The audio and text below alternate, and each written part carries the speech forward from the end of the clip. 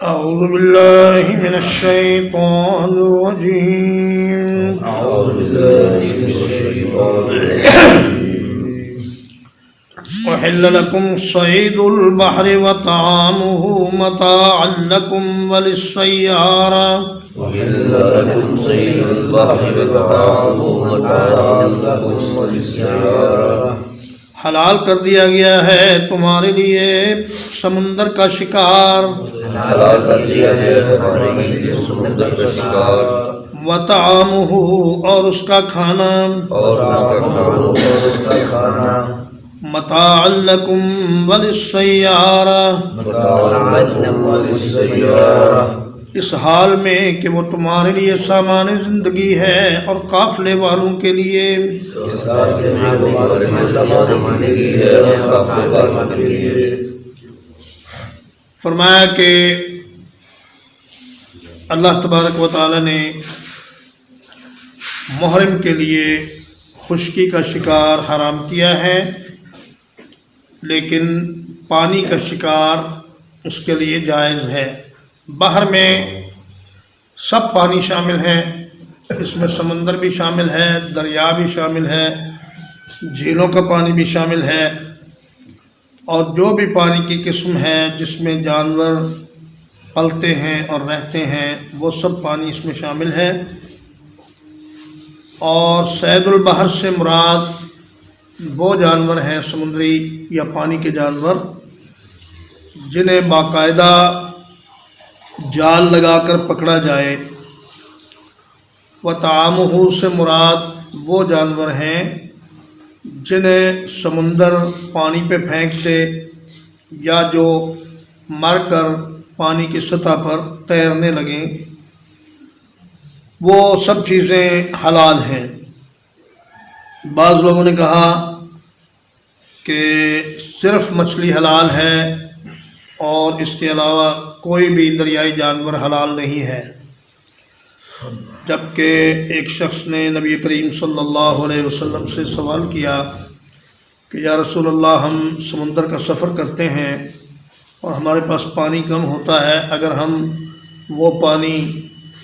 وضو کے لیے استعمال کر لیں تو پھر پیاسے رہ جائیں گے، تو کیا ہم سمندر کے پانی سے وضو کر لیا کریں؟ تو نبی کریم صلی اللہ علیہ وسلم نے فرمایا آپ سمندر کے پانی سے وضو کر لیا کریں. البحر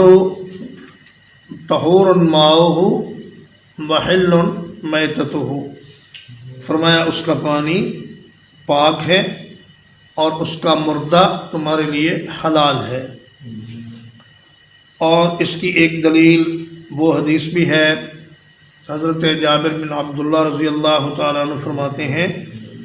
کہ نبی کریم صلی اللہ علیہ وسلم نے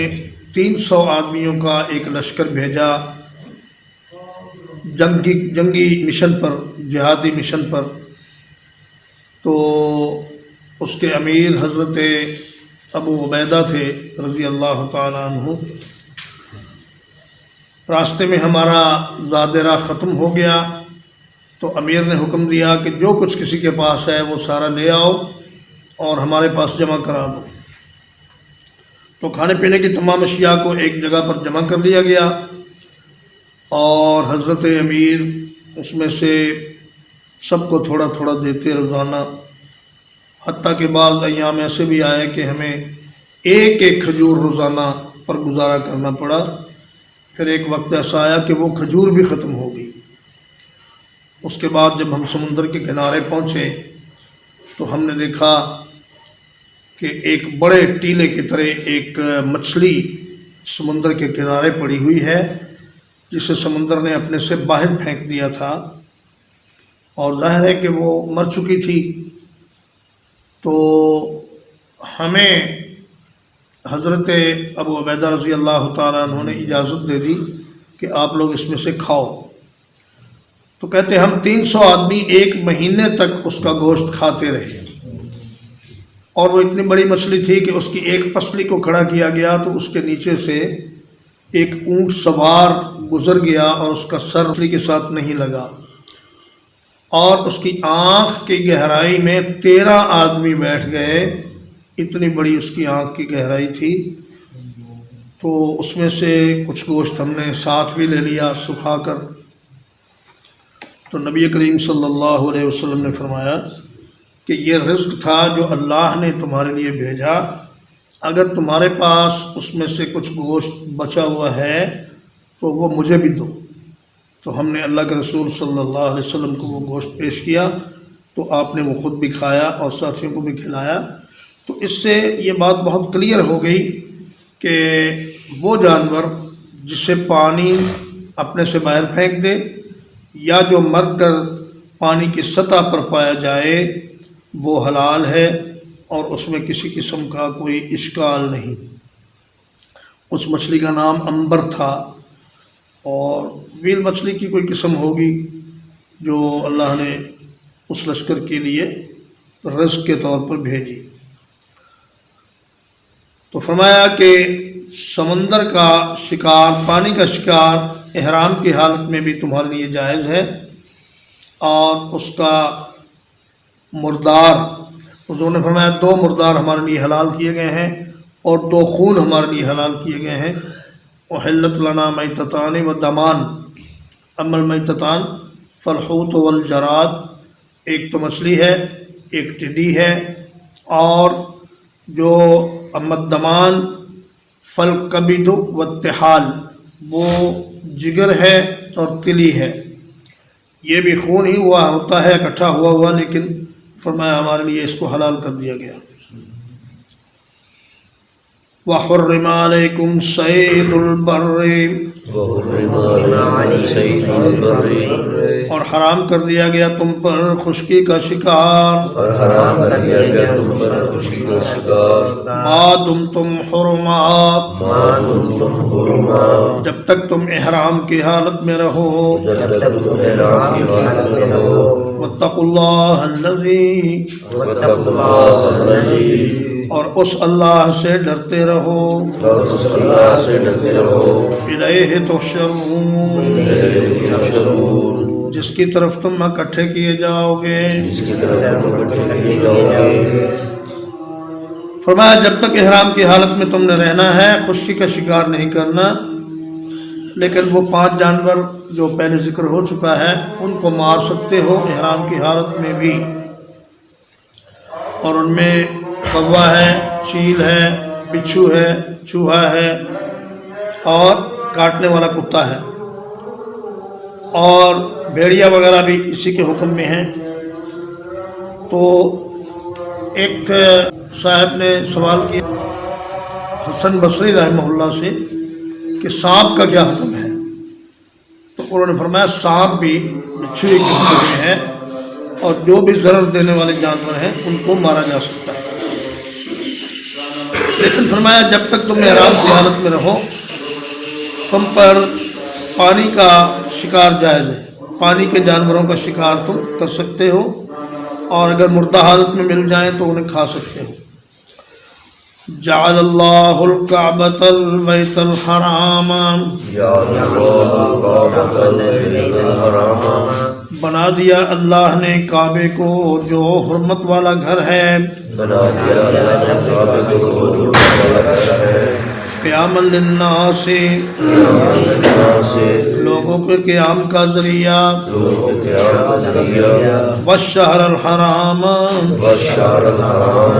حرمت والے مہینے کو، والہدیہ، اور قربانی کے جانوروں کو، والقلائد، اور پٹے والے جانوروں کو۔ فرمایا اللہ نے کعبے کو، حرمت والے گھر کو لوگوں کے قیام کا ذریعہ بنا دیا ہے، مطلب یہ کہ یہاں پہنچ جانے والے لوگوں کو امن حاصل ہو جاتا ہے، حتیٰ کہ دور جاہلیت میں بھی اگر کوئی کسی کے باپ کا قاتل یا بیٹے کا قاتل بھی حرم شریف میں اسے ملتا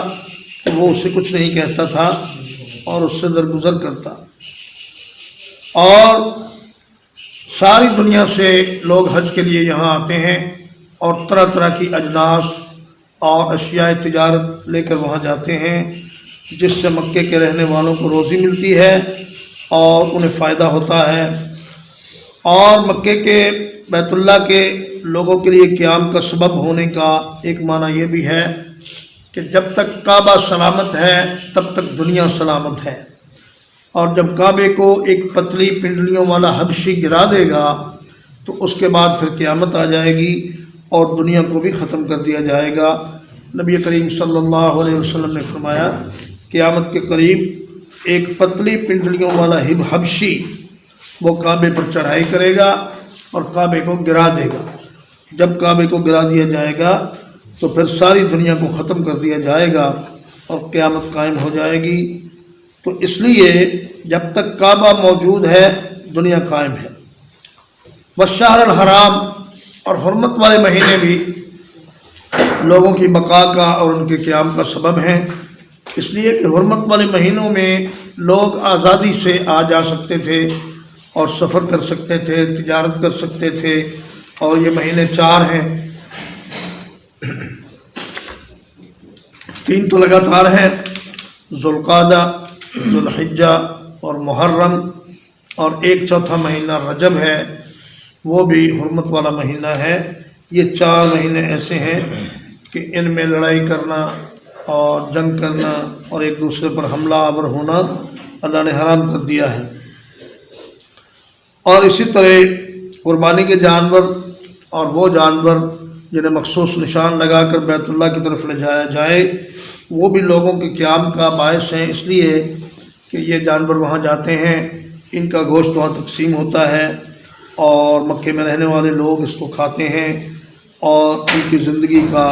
یہ باعث بنتا ہے اور ان کے لیے غذا کا کام دیتا ہے۔ ذالک لتعلموا، ذالک لتعلموا، یہ سب اس لیے ہے کہ تم جان لو، یہ سب اس لیے ہے کہ تم جان لو، ان اللہ یعلم ما فی السماوات وما فی الارض، ان اللہ یعلم ما فی السماوات وما فی الارض،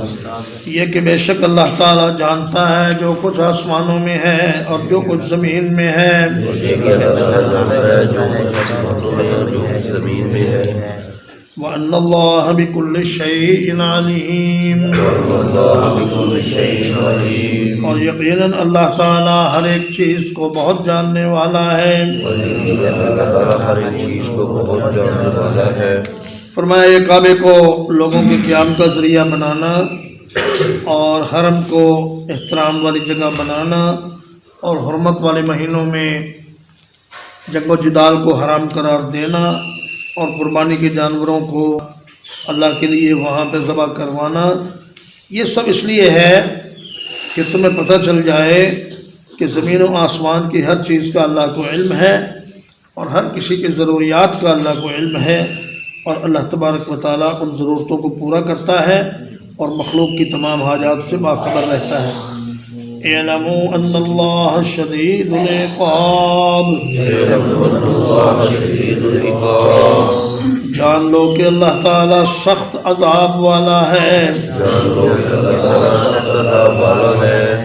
وَأَنَّ اللَّهَ غَفُورٌ رَحِيمٌ، اور یقیناً اللہ تعالیٰ بہت بخشنے والا بہت مہربان ہے۔ اور یقیناً اللہ تعالیٰ بہت بخشنے والا بہت مہربان ہے۔ فرمایا نبئ عبادی انی انا الغفور الرحیم وان عذابی هو العذاب العلیم۔ ایمان یہ ہے کہ انسان خوف اور رجا کے درمیان رہے، ایک طرف اللہ کے عذابوں کا خوف آدمی کو دامنگیر رہے اور دوسری طرف اللہ کی رحمت کی وسعت سے انسان پر امید رہے۔ نبی کریم صلی اللہ علیہ وسلم نے فرمایا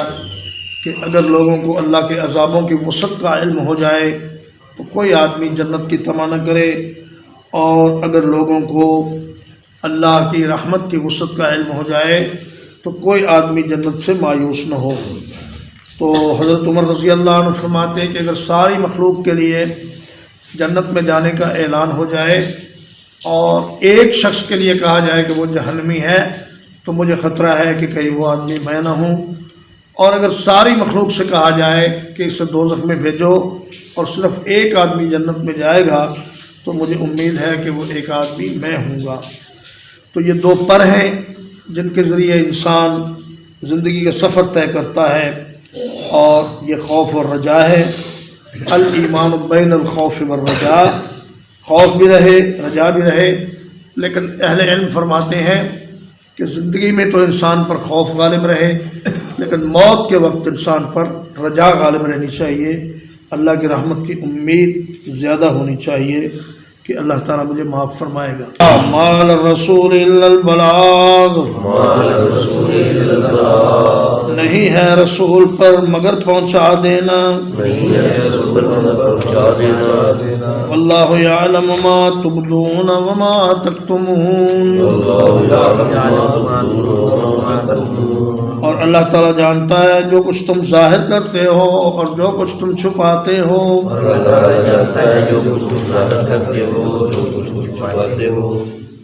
فرمایا رسول کریم کی صرف یہ ذمہ داری ہے کہ وہ اللہ کا پیغام آپ تک پہنچا دیں،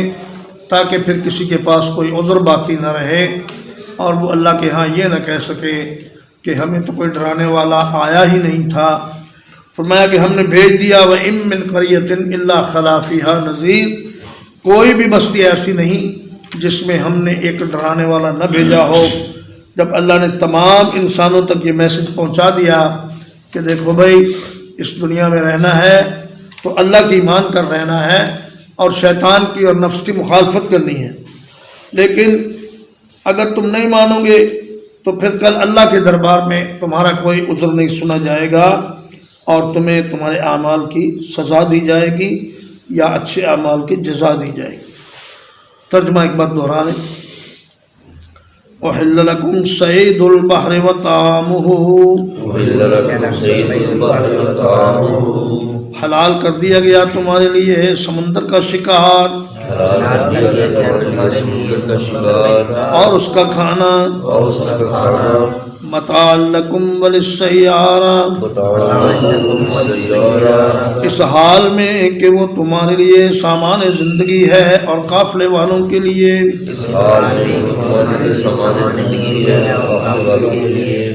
وحرم علیکم صید البر، اور حرام کر دیا گیا ہے تم پر خشکی کا شکار، ما دمتم حرما، جب تک تم احرام کی حالت میں رہو،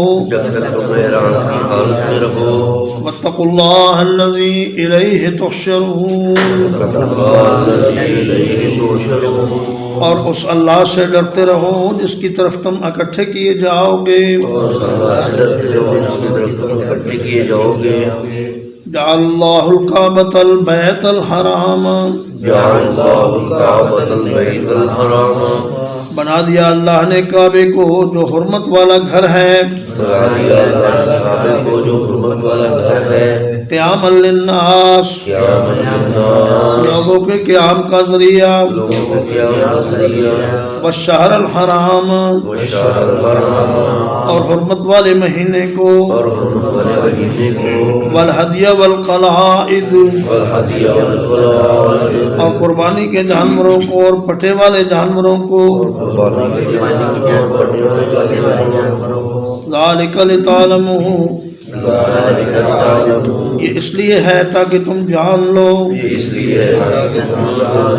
ان اللہ یعلم ما فی السماوات وما فی الارض، یہ کہ اللہ تعالیٰ جانتا ہے جو کچھ آسمانوں میں ہے اور جو زمین میں ہے، وَأَنَّ اللَّهَ بِكُلِّ شَيْءٍ عَلِيمٌ،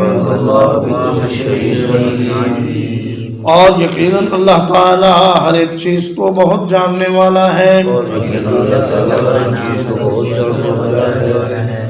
اعلموا ان اللہ شدید العقاب،